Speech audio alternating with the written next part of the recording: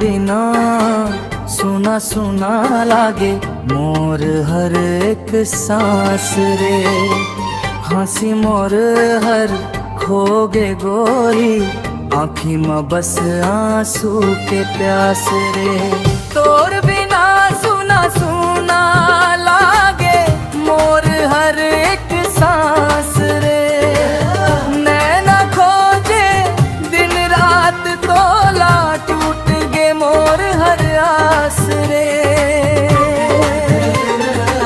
सपना माँ के हंस देवे, फेर काबर बिछड़ गे तैं। मोर मयाला सच माने रहे वो, फिर झूठा कैसे कर देस तैं। सपना माँ के हंस देवे, फिर काबर बिछड़ गे तैं। मोर मयाला सच माने रहे वो, फिर झूठा कैसे कर देस तैं।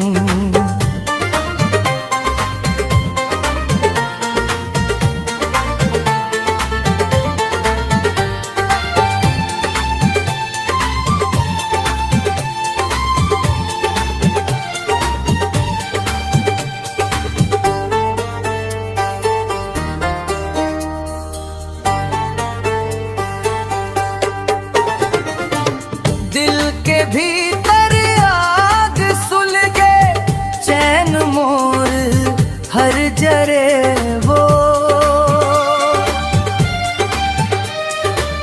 याद तोर हर हर पल आके, पीरा बन के डसे वो। पीरा बन के डसे वो।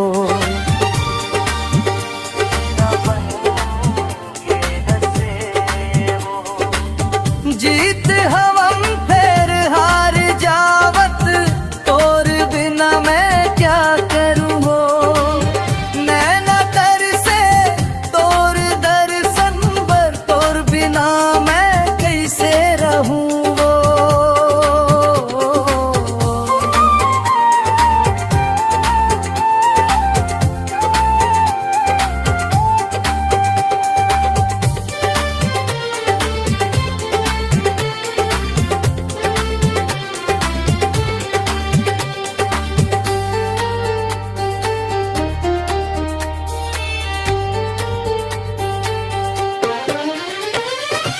अतस मोर हर रो रो के, आज पत्थरा बन गए।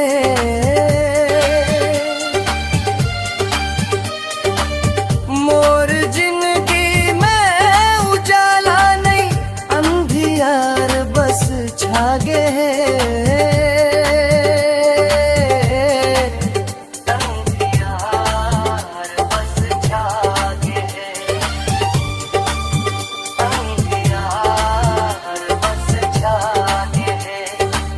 आगू रास्ता सुना लागे, साथ मोर नहीं कोई है।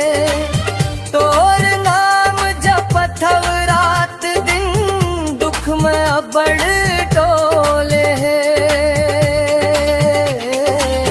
दुख में अबड़ टोले है। दुख में अबड़ टोले है। बिन तोरे सब अधूरा है, कैसे जिंदगी जी हूँ वो। नैना खोजे दिन रात तोला, टूट गे मोर हर आस रे। नैना खोजे दिन रात तोला, टूट गे मोर हर आस रे।